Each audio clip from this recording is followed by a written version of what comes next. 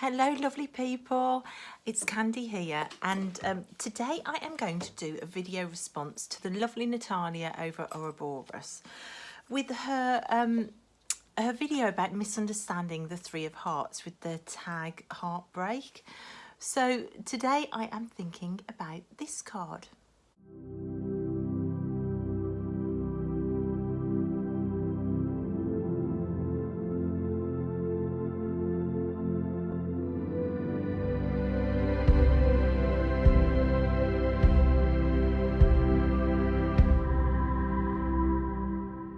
Now, I think the problem with this card and the way that, especially as a kind of newbie to tarot, still in my first year, I think the problem arises with the heart motif. We're so conditioned over time to see this this heart and this image of the heart, and to just think of love and relationships, Valentine's Day cards, relationships, romantic love, and then we can track that all the way back to fairy tales and Prince Charming coming in and slaying dragons with swords. So even swords are involved in fairy tales. It's in our very makeup. It's the bread and butter that was fed to most of us as children, and perpetuated by the Disney movies. So this heart, when we see it, comes with all of that that breath that was breathed into us as we grew up. So I think it's really easy to not look beyond that, and I think there is a misunderstanding, and I've loved these videos and watching everybody's responses, because it's really pushed me to think about how I view this card and what it means to me. So I've been on a little bit of a journey thinking about that over the last few weeks, and I keep coming back to the confusion around the heart motif and the way it's linked to love and fairy tales. So I started thinking about fairy tales and Prince Charmings, and the way that we are conditioned to view romantic love through fairy tales, and that kind of clarified some of my thoughts around this card. I think over time we've become so duped by the idea of the prince and what the heart means that I found myself having to go all the way back to unravel how I feel about this card. And I kept coming back to the deception of the prince. And what do I mean by the deception of the prince? It's a push into being passive and waiting, and for your gaze to be outward, looking for an external force to come in, to choose you, to see you, to realise you're the one. The gaze is outward with the deception of the prince, and I think with romantic love and the way that it is spoon-fed to us as we grow, we forget to see ourselves, and we forget to choose ourselves, and we forget to look internally to what our heart's desire is. I think we have been conditioned over the years that the heart's desire is romantic love, and that involves being seen and being chosen. It's a constant pull to inertia and waiting. You know, we want somebody else to come and slay the dragon, somebody else to dislodge the poisoned apple from our throat, somebody else to come and realise that we've been locked in the attic and actually we really do have the smallest feet in the whole kingdom. And that's the deception of the prince. The deception of the prince tells us to keep looking out, to keep waiting, to try and be the prettiest, to try and be the most spectacular, to catch somebody's eye. It tells us not to search for our own action, not to search for our own solution. There is a saviour coming that will come in and do it all for us. He'll find a way to release us from the tower, to kill the witch, to get rid of the dragon, to unlock the door, to wake us up from the spell that only he can break.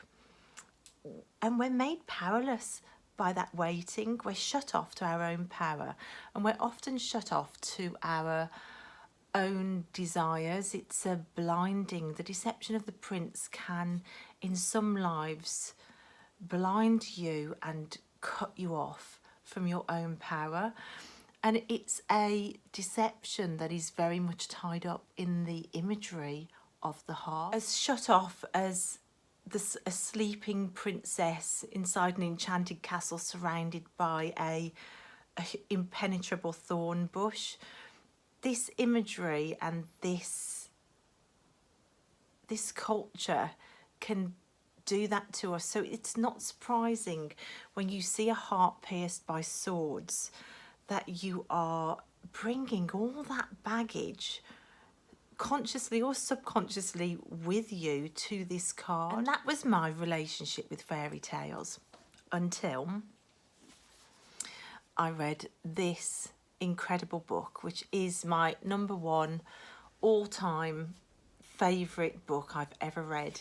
It's Women Who Run with the Wolves by Clarissa Pinkola Estes. And if you haven't got this book, I suggest you immediately go and buy it.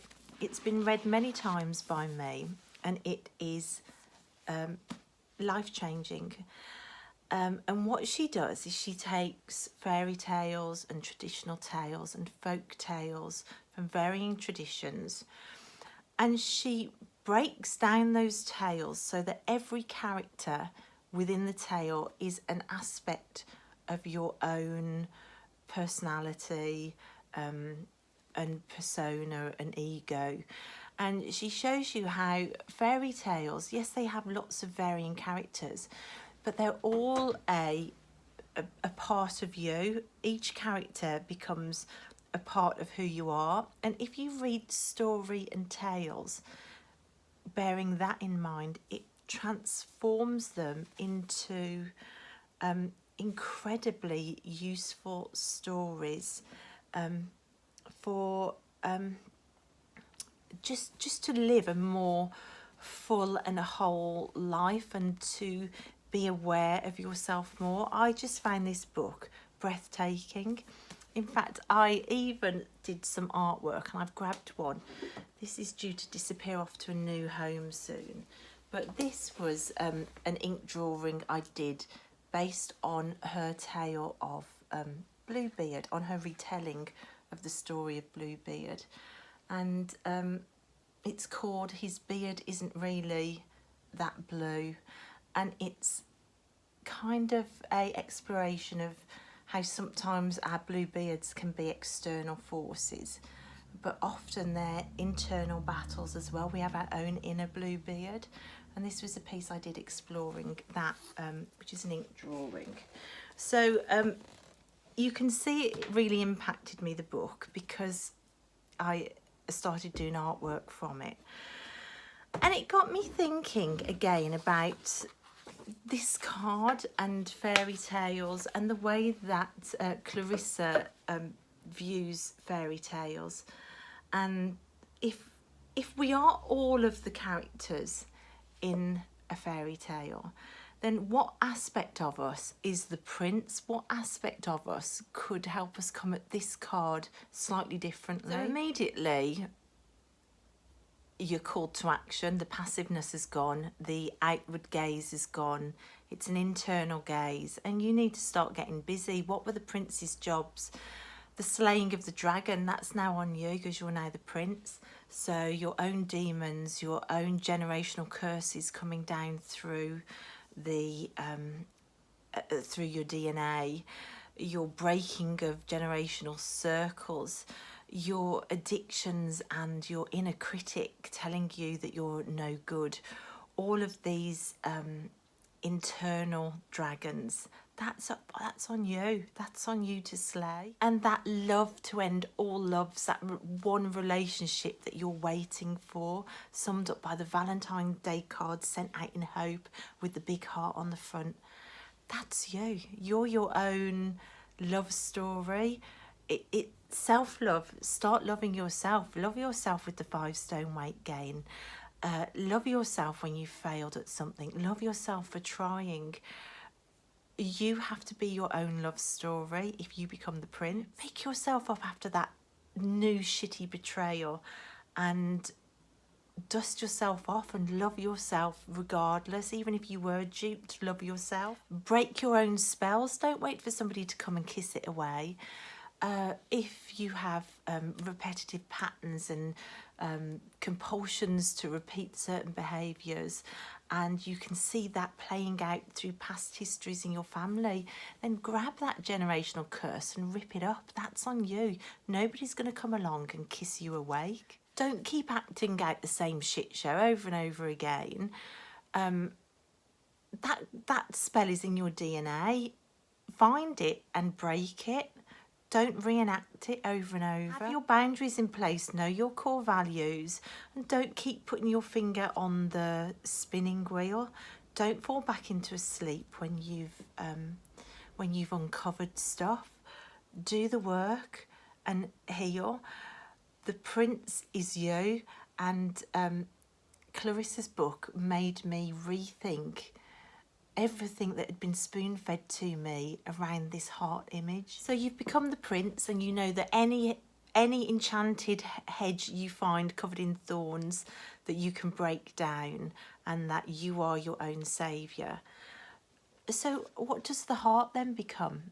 If it isn't an outward gaze waiting for the saviour to come in, because you are now your own prince, the heart then means more than just love and romantic connections and the one. It's not your Valentine anymore, the heart. It's not that ache when you really have fallen in love with somebody. Your heart then becomes about you as well. It becomes your own heart's desires, your goals, your dreams, what makes your soul happy. It's about being whole, and that life force that pulses from the heart. It's about your own life force, what makes you whole. So instead of just passively searching for a prince on the distant horizon, we begin to ask ourselves, what would make me whole? What are my dreams? What are my passions? What am I going for? What's my life purpose? And the heart becomes so much more and so vast and extreme when you let go of the deception of the prince. So that was my first exploration of how I felt about this card. I had to let go of the deception of the prince and embrace what the heart meant, the vast horizons of everything that heart can mean. So we're chasing our own dreams, our own happiness, our own health, our own wholeness. We're claiming our own tribe. We're penciling in our own outlines and boundaries to keep out anything that would jeopardise that.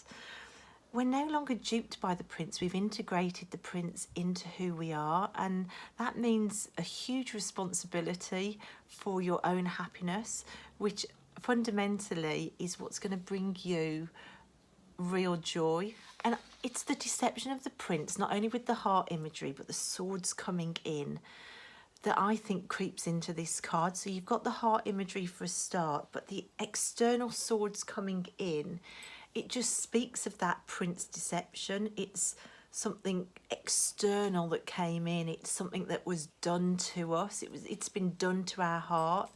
It's an action from the outside coming in. It's a stationary heart where something came in and pierced it. And when you think about what the sword suit actually is, and the fact it's air and thoughts and the mind, you can't have a thought done to you. It's not an action. It's not an external thing. Thoughts don't float around on the outside of you. It's an internal job. So this can't just be heartbreak. It can't just be love and romantic partnerships or a relationship, and something coming in to stop it. This is a thought process in this card. It's an internal job, and I think you have to look at the other swords around it to clarify what thought is coming in that causes so much devastation, not only in relationships, because it doesn't mean this doesn't apply to relationships, but that's just a tiny part of it. But what thought comes in to destroy that wholeness that that you are? The minute you say that this is just about heartbreak and it's something happening in a relationship to cause pain, you're giving all that power that you claimed back to the prince, and that power just has to stay with you. This is internal, and the healing from it is internal too. So I think you have to go back to the 2. And if I show you in my favourite deck, Tarot of the Sweet Twilight, so you've got the 2, and the 2 is confusion. It's 2 thoughts that don't sit well with each other. The figure is often blindfolded. They can't see the whole picture. There may be deception there. There's confusion and a lack of knowing which way to step next. And again, you see in the Crow Tarot, we've often got the crossed swords and the idea of it not knowing which way to go. And in the Tarot of the She, you've got 2 different landscapes, 2 mountains. You've got yin and yang, you've got black and white. There's polar opposites here, and it's a world of confusion. So you've got the confusion of the 2, often depicted by the crossed swords. Confusion, not knowing your heart's desire, not being able to work out what step to take next. And you see those crossed swords in the 3, they're still there, they're still around, but you've got this main 3rd sword coming in. And in my favourite deck, I love the depiction of the 3 of Swords.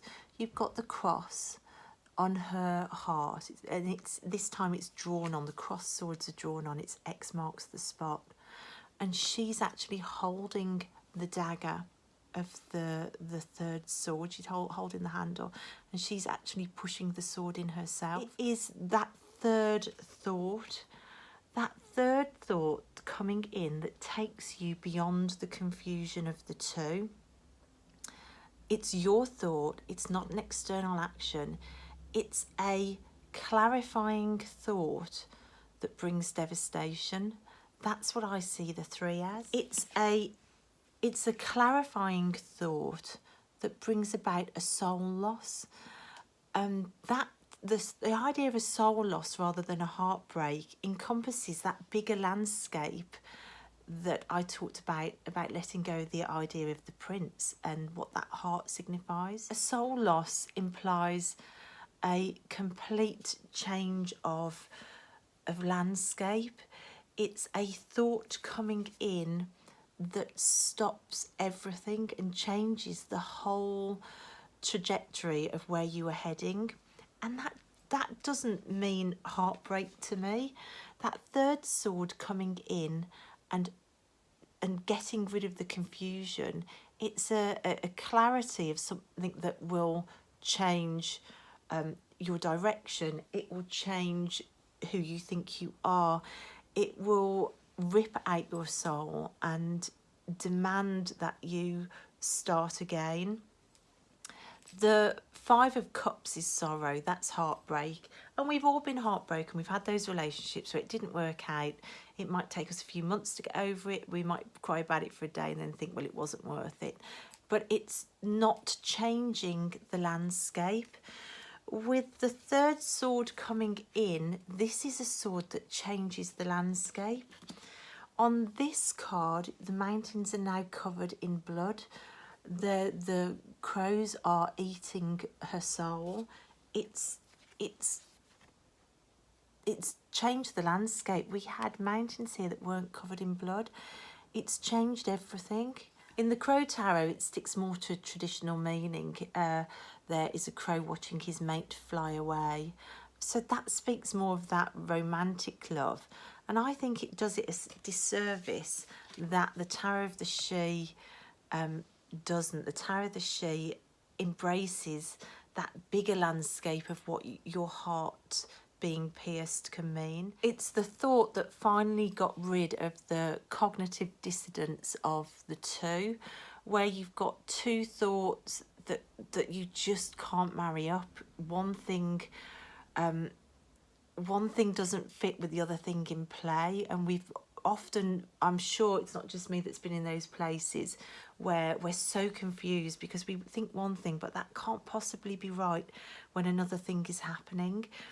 It does happen in relationships. It happens in narcissistic abusive relationships where you're gaslighted into believing a certain thing about somebody, and then you're made to, with love bombing, and then you're made to not trust your own mind with gaslighting, and it sets up cognitive dissonance. So it can happen in relationships, but that's not a breakup. Anybody that's survived narcissistic abuse knows that that is not a normal breakup. A 5 of Cups is more the sorrow of a normal breakup. The cognitive dissonance that we see in the 2 of Swords and the heart soul piercing of the 3 of Swords is more about that singular thought coming in where you suddenly realise that you were caught in cognitive dissonance.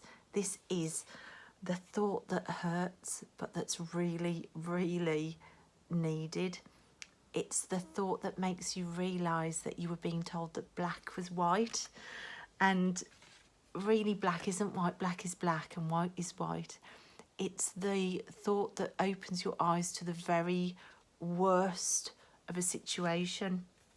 And it's not just about love and relationships. It might be the realisation that you've spent years training for a career that isn't your dream, and you've had the ladder that you've been climbing up against the wrong building all this time, and your landscape changes. You have to go back and change everything. It might be the abusive relationship where you realise that everything you knew is false, and that you have to go back and start again. The landscape changes. It might be that you thought you were fit and healthy and you made plans for that, and then some news comes in about your health and everything changes. The landscape changes.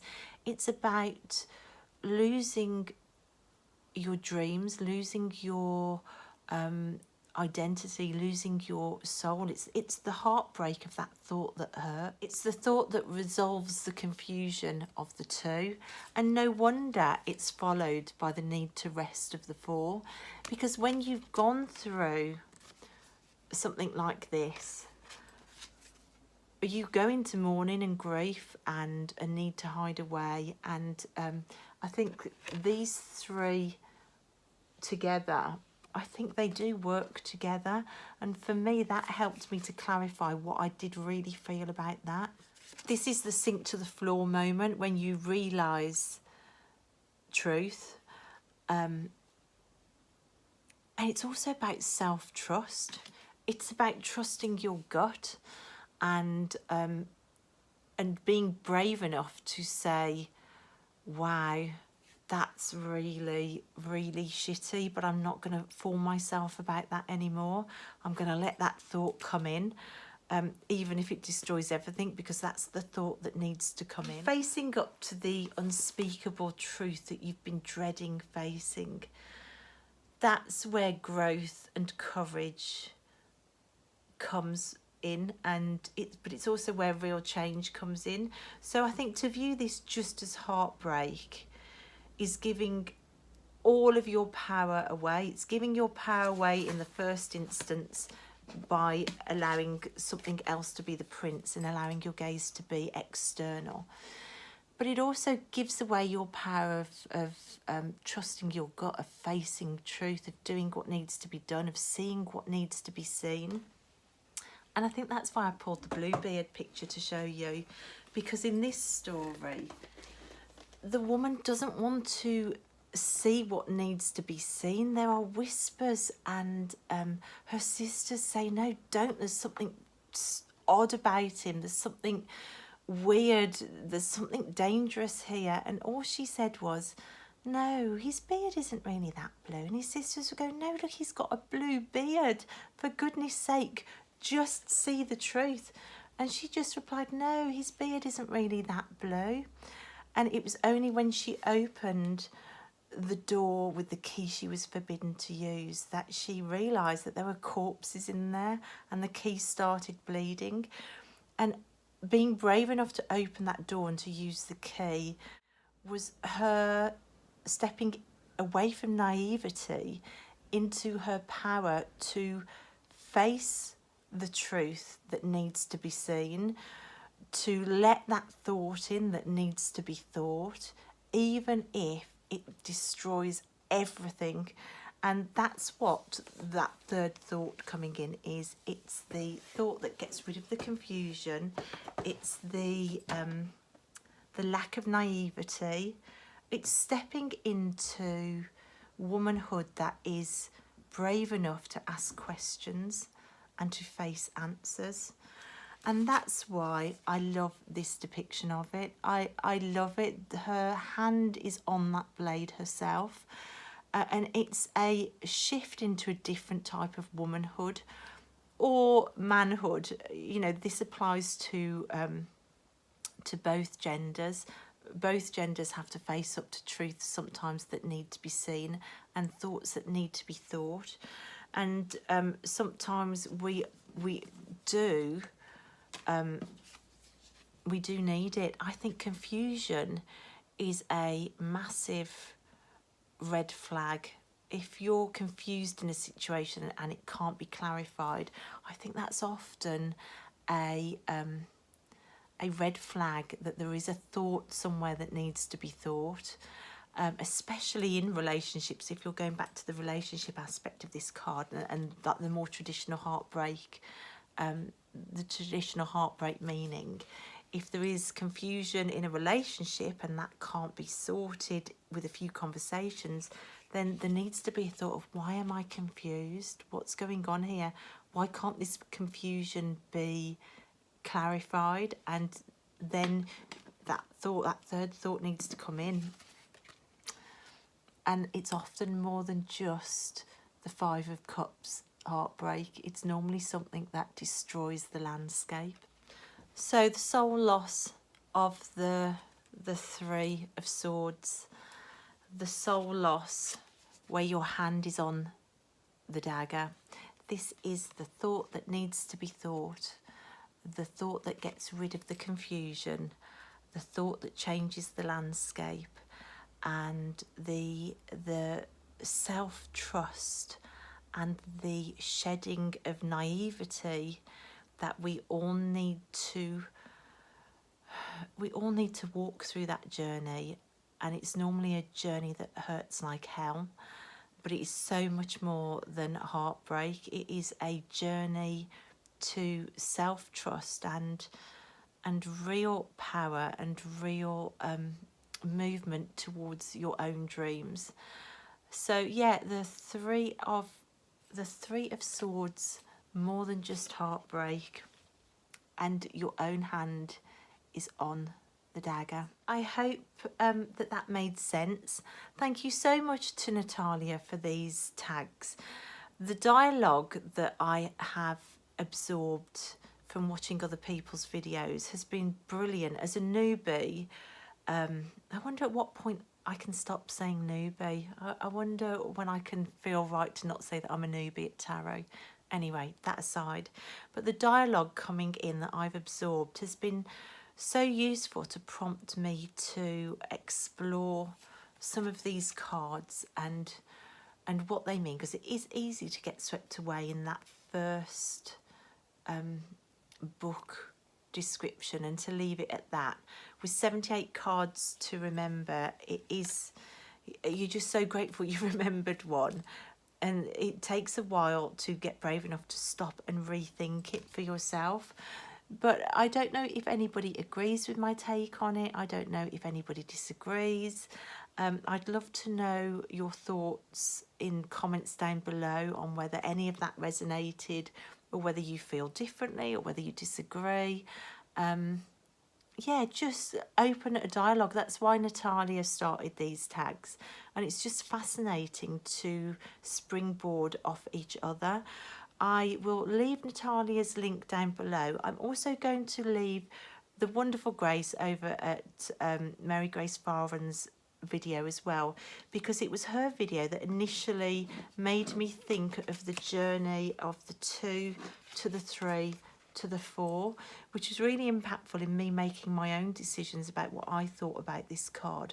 So I'll leave both of those videos down below. It's a fascinating watch, all of the videos are. And thank you very much, and I will see you next time. Bye guys.